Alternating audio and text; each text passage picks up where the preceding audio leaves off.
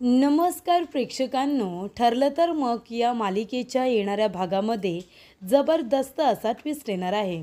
तर प्रेक्षकांनो, अखेर ऐनवेळीच अस्मिताने प्रियाला तोंडावरती पाडत इथे आता प्रियाचा खूप मोठा पचका केलेला असतो. तर अस्मिताने प्रियाला तोंडावरती पाडताच पूर्णाजीने प्रियाचं थोबाड फोडत तिची चांगलीच इथे आता कान उघडणी केलेली असते. आणि त्याचबरोबर प्रेक्षकांनो, अजून एक महत्त्वाची गोष्ट घडलेली असते. रविराज काकांना नागराजचं सत्य कळताच इथे नागराजने कशा पद्धतीने प्रतिमाला त्रास देण्याचा प्रयत्न केलेला आहे, ही गोष्ट कळताच रविराज काकांनी नागराजला अगदी जीव जाईपर्यंत मारलेलं असतं. तर प्रेक्षकांनो, येणाऱ्या भागामध्ये कशा पद्धतीने इथे अस्मिता आता प्रियाचा पचका करणार आहे आणि इथे नागराजचं सत्य कशा पद्धतीने रविराज काकांच्या समोर आल्यानंतर रविराज काका नागराजला धडा शिकवणार आहेत, हे बघणं खूपच जास्त रंजकदार होणार आहे. येणाऱ्या भागामध्ये या गोष्टी आता कशा पद्धतीने घडत जाणार आहेत प्रेक्षकांनो, आपण सविस्तरपणे बघूया. आपण बघितलं की इथे प्रियाला खूप आनंद झाला आहे. प्रिया अस्मिता आल्यामुळे फार खुश झालेली असते, कारण इथे आता सायलीला त्रास देण्यासाठी, तिची मदत करण्यासाठी, घरामध्ये कुरघुड्या करण्यासाठी प्रियाची साथीदार म्हणजे अस्मिताची एंट्री झालेली असते. मग आता अस्मिता आल्यानंतर प्रियाची कॉलर ताट की आता मी सायलीला त्रास देणार, त्याच्यामध्ये अस्मिता मला प्रत्येक वेळेला मदत करणार. आणि मग आता काय, तर इथे भागवत एकादशीचा उपवास आहे. आता भागवत एकादशीचा उपवास हा सायली आत्तापासूनच नाही तर कधीपासूनच करते, पण इथे प्रियाने कधीच उपास तापास केलेले नसतात. कल्पना आणि पूर्णाजी भागवत एकादशीचा उपवास करते साबुदाण्याची खिचडी खाऊन. तेव्हा इथे सायली म्हणत असते की मी उपवास करते पण मी निर्जली करते, मी पाणीसुद्धा पित नाही. तेव्हा तुमच्यासाठी मी साबुदाणा भिजत ठेवला आहे, मी साबुदाण्याची छान आता इथे खिचडी करणार आहे. तेव्हा प्रेक्षकांनो, इथे आता अस्मिता येते. अस्मिता म्हणत असते की मी सुद्धा थोडीशी खाईन. तेव्हा इथे अस्मिता प्रेग्नंट आहे ही न्यूज सगळ्यांना कळते. सगळेजण आनंदी होतात. अस्मिताला काही डोक्यावरतीच घेतात. सायलीलासुद्धा फार आनंद होतो. इथे सायली खुश असते की अस्मिता परत आलेली असते, पण इथे प्रिया खुश असते कारण अस्मिता आता तिच्या प्लॅनमध्ये तिला साथ देण्यासाठी आलेली असते. अस्मिता म्हणते की कशी आहेस गं तन्वी. तेव्हा प्रिया म्हणते बरं झालं गं अस्मिता आलीस. ही सायली आहे ना, तू नव्हतीस ना तर खूप पुढे पुढे करायची, सगळ्यांच्या मनामध्ये जागा निर्माण करण्याचा प्रयत्न करते. तू आली आहेस ना, आता हिला आपण दोघीजणी मिळून चांगला धडा शिकवायचा. आता बघ. तेव्हा इथेच अस्मिता म्हणते नाहीतर काय, सारखी आपली पुढे पुढे करते, मी हे करते, मी ते करते अशी बोलते. तेव्हा ती म्हणते ठीक आहे, आता तू आली आहेस ना, आपण दोघीजणी मिळून तिला आता त्रास देऊया. तेव्हा इथे आता भागवत एकादशीचा उपवास मी करणार आहे. अगं मला सवय नाही आहे गं उपवास तापास करायची. तेव्हा अस्मिता म्हणते अगं पूर्णाजी कुठे कुणाला जबरदस्ती करतेस, तुला भूक जर लागली तर तू खा ना, तिने काही तुला जबरदस्ती केली आहे का. पूर्णाजी म्हणते की ज्याला उपवास करायचा आहे त्याने करायचा, पण इथे मुद्दामून करायचा आणि मोडायचा नाही, हे पूर्णाजीला आवडत नाही. तेव्हा इथे आता अस्मिता म्हणत असते खरं सांगू का गं, पण मी हे उपवास तापास करत नाही कारण मला भूक लागते. तेव्हा प्रिया म्हणते तेच तर ना, या सायलीने उपवास केला ना, ती म्हणाली की मी निर्जली उपवास करते म्हणून मी केलं आहे. तेव्हा अस्मिता म्हणते मग खा ना काहीतरी, कुणाला काही कळणार नाही, मी नाही सांगणार. तेव्हा प्रिया म्हणते ठीक आहे, मग आता जर उपवास आपल्याला मोडायचंच आहे तर काहीतरी चमचमीत ऑर्डर करते ना. इथे छान असा चायनीज वगैरे ऑर्डर करते, रेड चिली सॉस याच्यापासून छान छान आता चायनीज पदार्थ कितीतरी मिळतात, आपण ऑर्डर करूया. तेव्हा इथे प्रिया छान असं ऑर्डर करते चायनीज वगैरे आणि अस्मिता म्हणते की मी पण खाणार. अस्मिता एका बाजूला म्हणते की मी हेल्दी खाणार आहे कारण आता मी प्रेग्नेंट आहे, आणि एका बाजूला ती चायनीज खाणार आहे जे की खूपच हेल्दी आहे. त्याच्यानंतर प्रेक्षकांनो, इथे प्रियाने ऑर्डर केलेली असते. प्रिया म्हणते ठीक आहे, आता आपण ऑर्डर करणार आहे, उपवास आपला आपण मोडणारच आहोत ना, तर काहीतरी चमचमीत खाऊन मोडू आणि त्याचं संपूर्ण खापर आपण सायलीवरती फोडू. सांगायचं की त्या सायलीनेच खाल्ला असेल, म्हणजे एका बाजूला पूर्णाजी आणि कल्पना मामीच्या नजरेतून आपण तिला उतरवायचं. तेव्हा अस्मिता म्हणते ठीक आहे, खूप मज्जा येईल. त्यानंतर प्रेक्षकांनो, इथे आता अस्मिताने येताना इथे राजगिऱ्याचे लाडू वगैरे आणलेले असतात. राजगिराचे लाडू, त्यानंतरला पोहे, चिवडा, हे जे काही तिने पर्समधून आणलेलं असतं ना, ते अस्मिता आणि प्रिया दोघीजणी मिळून खातात. दोघीजणी मिळून खातात आणि ते रॅपर नेऊन आता डस्टबिनमध्ये टाकतात. आणि त्याचबरोबर किचनमध्ये सगळीकडे कोथिंबीर, भाजी वगैरे तिने मुद्दामून पसरून ठेवलेली असते, कारण तिला सायलीला त्रास द्यायचा असतो म्हणून. तर प्रेक्षकांनो, इथे आता प्रियाचा पचका होणार आहे हे तिला काही माहिती नसतं, कारण का प्रियाने आता ऑर्डर केलेलं सुद्धा येणारच असतं ना मागून. त्यानंतर इथे आता प्रिया मुद्दामूनच म्हणते की अस्मिता तू इथे थांब, आपलं खाऊन झाले, रॅपर नेऊन डस्टबिनमध्ये ठेवते किचनमध्ये, आणि पूर्णाजी आणि कल्पना मामी आली ना की लगेच तू मला इथे खाणाखुणा कर. तेव्हा इथे पूर्णाजी आणि कल्पना दोघीजणी मंदिरातून घरी आलेल्या असतात. तेव्हा प्रिया म्हणते की अरे देवा, काय हे किचनमध्ये सगळा पसारा करून ठेवला आहे. तेव्हा इथे आता अस्मिता म्हणत असते नाहीतर काय, काही अवस्था, घर सांभाळते असं बोलायचं आणि इतका किचनमध्ये सगळा पसारा करून ठेवायचा का? हे सगळं कुणी खाल्लं आहे? आणि तसंही आज सगळ्यांचा उपवास आहे ना, मग ही भाजी वगैरे इकडे तिकडे कशी पडली? आज तर फक्त साबुदाण्याची खिचडी खाणार आहेत सगळेजणं. तेव्हा इथे आता कल्पना येते आणि म्हणते काय चाललं आहे काय? किचनमध्ये तुमची ही कसली मीटिंग आहे? तेव्हा प्रिया म्हणत असते अगं कल्पना आई बघ ना, हे बघ मी काय शोधून काढले आहे. कुणीतरी चोर आहे ज्यांनी इथे भागवत एकादशीचा उपवास मोडला आहे. हे बघ ना, हे रॅपर कुणीतरी खाऊन टाकलेत तुम्ही दोघीजणी यायच्या आधी. कुणी बरं केलं असेल हे? तेव्हा इथे कल्पना म्हणते अस्मिता, अगं हा उपवास तू मोडलास की काय? तेव्हा अस्मिता म्हणते नाही गं मम्मा, मी कशाला मोडेन? मी सांगितलं ना साबुदाण्याची खिचडी खाईन म्हणून. मला तर वाटतं ह्या सायलीने उपवास मोडला आहे. घरामध्ये तर कोणच नव्हतं ना. इथे विमल गेली होती भाजी आणायला, आम्ही दोघीजणी गप्पा मारत होतो, तुम्ही दोघीजणी मंदिरात गेला होतात ना, तेवढ्यातच या सायलीने खाऊन रॅपर ह्या डस्टबिनमध्ये टाकले असतील. तेव्हा सायली म्हणत असते नाही, मी असं काही केलेलं नाही आहे. तेव्हा इथे आता सगळेजण पूर्णाजी त्याचबरोबर कल्पना सायलीकडे बघायला लागतात, कारण त्यांना माहिती आहे सायली उपास तपास करण्यामध्ये किती पारंगत आहे ते. तेव्हा इथे सायली म्हणत असते पूर्णाजी, तुम्हाला खरंच असं वाटते की मी उपास मोडेन? मी असं कधी करते? तुम्ही बघितलेत एवढ्या वर्षामध्ये? तेव्हा इथे आता पूर्णाजी काही न बोलता सरळ निघून जाते. तेव्हा इथे आता प्रिया आणि अस्मिता दोघीजणी सायलीकडे बघून हसतात आणि तिथून निघून जातात. तेव्हा कल्पना म्हणते की उपास करायचा नव्हता तर इतकी नाटके करायची गरज नव्हती नवऱ्यासमोर, कुणी जबरदस्ती तर केली नव्हती ना. त्यानंतर इथे सायली म्हणते की हे सगळं प्रिया आणि अस्मिता ताईनेच केले, मला माहिती आहे. पूर्णाजी आणि आईंच्या मनातून उतरवण्यासाठी हे सगळं केले प्रियाने. तेव्हा इथे सायली म्हणते मी स्वतःला आता निर्दोष सिद्ध करणारच. तेव्हा सायली प्रियाच्या रूममध्ये जाते आणि म्हणते की प्रियाने इथेच काहीतरी खाल्लं असेल, तिला भूक सहन होत नाही म्हणून तिने खाल्लं आणि नाव माझ्यावरती टाकलं ना. तिच्या रूममध्ये आता मला काही ना काहीतरी नक्की सापडेल. तेव्हा ती बसते तिच्या रूममध्ये, आजूबाजूला बघते, त्याच्यानंतरला झाडूने सगळा केर कचरा इथे बेडच्या खालून वगैरे काढते.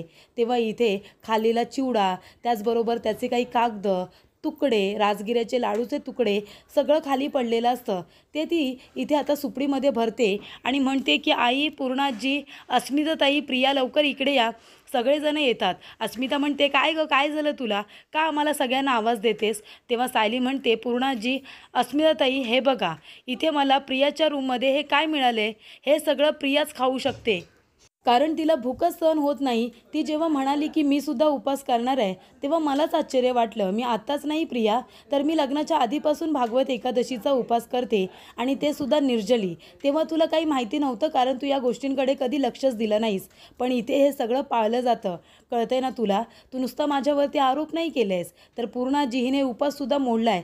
काय गरज होती हिला उपास करायची आणि नाव माझ्यावरती टाकायची? हे बघा, माझ्या रूममध्ये तुम्हाला काही सापडलं तर सांगा. तेव्हा प्रिया म्हणत असते की नाही पूर्णाजी ही खोटं बोलते, हिनेच खाल्लं असेल आणि माझ्या रूममध्ये सापडलं आहे असं म्हणत असेल. तेव्हा पूर्णाजी म्हणते काय खरं काय खोटं ते आता थोड्या वेळाने मला कळेलच. तेव्हा इथे आता अस्मिता म्हणत असते की नाही गं पूर्णाजी, या सायलीनेच खाल्लं असेल आणि उगाच ती आता तन्वीवरती नाव घेते. तेव्हा इकडे सायली म्हणत असते नाही पूर्णाजी, मी खरं बोलते. तेवढ्यातच प्रेक्षकांनो तिथून आता चायनीजवाला आलेला असतो त्याची ऑर्डर घेऊन, आणि तो म्हणतो की तन्वी किल्लेदार. कोण आहे तन्वी किल्लेदार? मॅडम हे घ्या, तुमची ऑर्डर घ्या, तुम्ही चायनीज ऑर्डर केलं होतं ना ते मी घेऊन आलो आहे. मॅडम तुम्ही लवकर घ्या ना, मला उशीर होतो आहे, नाहीतर पाऊस येईल. तेव्हा इथे प्रिया आता रागवते त्याच्यावरती. ती म्हणत असते की अरे देवा, हा इथे आता कशाला आला? तेव्हा इथे कल्पना, पूर्णाजी, अस्मिता सगळेजण त्या डिलिव्हरी बॉयकडे बघतच राहतात, कारण का तो चायनीजची ऑर्डर घेऊन आलेला असतो. इथे आता प्रिया खोटं बोलते हे सगळ्यांनाच कळलेलं असतं. तेव्हा डिलिव्हरी बॉय तिथे आल्यानंतर सायली म्हणत असते की जा प्रिया, ती ऑर्डर घे जा चायनीजची. चायनीज थंड झाल्यानंतर तो चांगला लागत नाही, तुला तर माहिती आहे ना, तुला तर आवडतो चायनीज वगैरे खायला. तेव्हा इथे आता प्रिया सगळं नाव सायलीवरती टाकत असते. तिच्या रूममधून आता पुरावा दाखवलेला असतो, तरीसुद्धा प्रिया म्हणते की माझ्यावरती नाव यावं ना म्हणून हिने स्वतःच्या रूममधून कचरा माझ्या रूममध्ये आणला आहे. तेव्हा प्रियाचा आता चांगला पचका झालेला असतो, कारण तो चायनीजवाला आता डिलिव्हरी घेऊन तिथे तन्वी किल्लेदार असंच नाव घेतलं जातं. तेव्हा ती त्याच्याकडे बघतच राहते. तेव्हा तो म्हणत असतो की कोण आहे तन्वी सुभेदार, घ्या ना तुमचं चायनीज. तेव्हा इथे सायली म्हणते की जा ना प्रिया, अगं तूच आहेस ना तन्वी सुभेदार, नाव विसरलीस की काय. तेव्हा पूर्णाजी म्हणते हे चायनीज वगैरे घरामध्ये उपास असताना कुणी ऑर्डर केले सांग ना, आणि तो तन्वी सुभेदार असं नाव घेतोय, म्हणजे तन्वी तू खोटं बोलतेस. तेव्हा इथे प्रिया आता गप्पच बसते. तेव्हा इथे पूर्णाजी म्हणते अस्मिता तुलासुद्धा हे सगळं माहिती असेल. तेव्हा अस्मिता म्हणते नाही गं पूर्णाजी, मला तर काहीच माहिती नाही आहे, मी तर तुला सांगितलं आहे ना मी आई होणार आहे, मला सगळं हेल्दी खायचं आहे, मी कुठे हे चायनीज वगैरे खाणार. काय गं तन्वी, तुला जर उपास करायचा नव्हता तर काय गरज होती का उपास करायची. आपल्या घरामध्ये कुणाला काही बंधन आहे का, पण घरामध्ये सगळ्यांचा उपास असताना तू असं चायनीज वगैरे ऑर्डर केलंस, हे तुला शोभतं का. तेव्हा इथे आता सगळ्यांसमोर इथे अस्मिताने चांगली पलटी मारलेली असते आणि इथे प्रियाला एकटीलाच चांगलं अडकवलेलं असतं. तेव्हा सायली म्हणते बघितलंस ना प्रिया, अगं खोटाडेपणा केलं ना तर तो असा समोर येतोच. मी कधीही उपास केलेला आत्तापर्यंत मोडलेला नाही आहे आणि तरीसुद्धा तू मला खोट्यात काढलंस. पण इथे आता चायनीज तर काही लपून राहणार नाही, ते तर आलंच ना. तेव्हा पूर्णाजी म्हणते ए बाबा, ए तन्वी जा आणि त्याचे पैसे दे, पण तो चायनीजसुद्धा तू परत घेऊन जा, आणि कुणी गरीब माणसं असतील ना त्यांना तू खायला दे, कुठेतरी टाकू नकोस, कुणाला तरी गरीबाला ते खाऊ दे, आणि तू तुझे पैसेसुद्धा घेऊन जा. तेव्हा ऑर्डरचे पैसे आता तिने त्याला पे केलेले असतात आणि पूर्णाजीने सांगितलेलं असतं की आता तू 1-2 महिने तरी अजिबात घरामध्ये चायनीज किंवा काहीही ऑर्डर करायचं नाही, कळलं ना तुला. आता तू पूर्णपणे व्हेजच खायचं, आणि आजचा उपाससुद्धा जरी तू काहीतरी खाल्ला असशील तरी तुला निर्जला व्रत करावं लागेल. याच्यापुढे तू ना पाणी प्यायचं नाही काही खायचं, हीच तुझी शिक्षा असेल. आणि जर पुन्हा माझ्याशी खोटं बोललीस ना तर माझ्यापेक्षा वाईट कुणीच नसेल. तेव्हा इथे प्रिया काही बोलायला जाणार तेव्हा पूर्णाजी तिच्या जोरदार कानाखाली देते आणि म्हणत असते की तोंडातून एक शब्दसुद्धा काढायचं नाही, कळलं तुला. घरामध्ये खोटं बोलतेस आणि त्या सायलीवरती सगळे आळ आणतेस, म्हणजे तिच्यावरती आम्ही रागवले, तिच्याशी बोलत नाही म्हणून तू त्याचा गैरफायदा घ्यायचा नाही, कळलं तुला. ती सुद्धा अर्जुनची बायको, या घरची मोठी सून आहे, त्याच्यामुळे तिच्यावरती असे खोटे नाटे आरोप केलेले मी पुन्हा आता खपून घेणार नाही, कळलं तुला. तेव्हा पूर्णाजी म्हणत असते आणि अस्मिता तू शहानिशा केल्याशिवाय कुणावरती आरोप करायचे नाही. तुला जर माहिती नव्हतं की ते कुणी खाल्ले तर तू सायलीवरती आरोप का केलेस, आणि हे सगळं प्रियाने खाल्ले हे तुला माहिती आहे ना. तेव्हा इथे अस्मिता आता गप्पच बसते. त्यानंतर पूर्णाजी म्हणते की या घरामध्ये सायलीवरती आम्ही मोठे रागवलोय, आम्हाला तिच्यावरती रागवायचा अधिकार आहे, पण तुम्ही विनाकारण त्याचा कोणी गैरफायदा घ्यायचा नाही, आणि जी गोष्ट तिने केलेली नाही आहे त्याचे आरोप तिच्यावरती करायचे नाहीत, मी आत्ताच सांगते. तेव्हा इथे प्रियाला चांगली शिक्षा दिलेली असते, तिला निर्जला व्रत ठेवायला सांगितलेला असतो आणि अस्मितालाच तिच्यावरती लक्ष ठेवायला सांगितलेलं असतं. त्यामुळे इथे पूर्णाजीने आता सायलीवरती खोटे आरोप केल्यानंतर इथे प्रियाला चांगली शिक्षा दिलेली असते. त्यानंतर इथे आता नागराज एका बाजूने, इथे आता प्रतिमा बरी झाली आहे पूर्णपणे, तिचं मन शांत आहे, हे त्याला काही बघवत नाही आहे, त्याला काही करून तिला आता पुन्हा आजारी करायचं आहे, आणि म्हणूनच त्याने आता सुरुवात केलेली असते की आता प्रियाचं काम त्याला करायचं आहे की हिची मनस्थिती ठीक नाही राहिली पाहिजे, हिचं मन सतत चंचल असलं पाहिजे, हिचं मन शांत नाही राहिलं पाहिजे, म्हणजे हिला भीती वाटायला पाहिजे, आपलं काही चुकतं आहे का ते वाटलं पाहिजे, कॉन्फिडन्स तिचा कमी झाला पाहिजे, पूर्णपणे तिला भित्री करून ठेवायचं असतं इथे नागराजला. तेव्हा इथे आता प्रतिमा अगदी बरी असते, पण जेव्हापासून इथे नागराज म्हणालेला असतो की वहिनीला इथे आता दूध गरम करून देण्याची जबाबदारी माझी, ही गोष्ट जेव्हापासून घडलेली असते तेव्हापासून प्रतिमाची तब्येत बिघडायला सुरुवात झालेली असते. तेव्हा इथे रविराज काका तिला डॉक्टरकडे घेऊन जातात. तेव्हा त्यांची जी मैत्रीण डॉक्टर आहे सुप्रिया, ती इकडे आता व्यवस्थित ट्रीटमेंट करते, प्रतिमाची ट्रीटमेंट होते, प्रतिमा तर बरी आहे, तिचे सगळे आता इथे ब्लड टेस्ट केले जातात. तेव्हा तिच्या ब्लडमध्ये एका अशा गोळीचा आता तिला त्याच्यामध्ये सहभाग झालेला दिसतो, जी गोळी तिच्या हृदयासाठी किंवा तिच्या मानसिकतेसाठी खूपच जास्त हानिकारक आहे. अशी गोळी तिला कोणीतरी देत आहे हे तिला आता तिच्या ब्लड सॅम्पलमधून कळतं. तेव्हा इथे ती म्हणत असते की कुठली गोळी तिच्या ब्लडमध्ये मला दिसते, ही तर खूपच जास्त घातक ठरू शकते. तर इथे तिच्या सगळ्या गोळ्या चेक केल्या जातात, सगळ्या गोळ्या तर बरोबर आहे. तेव्हा इथे आता रविराज काका म्हणतात की नक्की पाणी मुरतंय कुठे, असं काय घडतंय जे घडायला नको आहे. तेव्हा रविराज काका घरी येतात आणि म्हणतात की सुमन, अगं प्रतिमाला गोळ्या एकतर मी देतो किंवा तू, नाहीतर आता ती स्वतः खाते. मग अशी कुठली गोळी तिच्या शरीरामध्ये जाते जी तिच्यासाठी खूपच जास्त विषारी होऊ शकते. तिच्यासाठी ती चांगली नाही आहे. त्यानेच तिची तब्येत बिघडते, तिचं मन इथे स्थिर राहत नाही आहे. त्यानंतर इथे आता रविराज काका म्हणतात की मलाच आता तिच्या गोळ्यांवरती लक्ष ठेवायला हवं आहे. तिला सगळं काय अगदी व्यवस्थित द्यावं लागणार आहे सुमन. तेव्हा सुमन म्हणते, भाऊजी तुम्ही काळजीच करू नका, मी लक्ष ठेवते. तेव्हा इथे आता रविराज काका बघतात की नागराज प्रतिमाला दुधाचा ग्लास घेऊन देतो. तिला तो नेऊन देतो आणि म्हणतो की वहिनी हे दूध घे. प्रतिमा नको म्हणत असते तरीसुद्धा नागराज जबरदस्तीने ते तिला देण्याचा प्रयत्न करत असतो.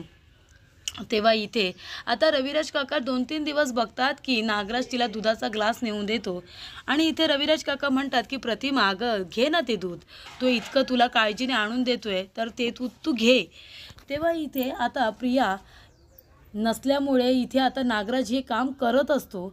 पण इथे रविराज काकांना नागराजच्या ह्या सगळ्या वागण्यावरती संशय येतो.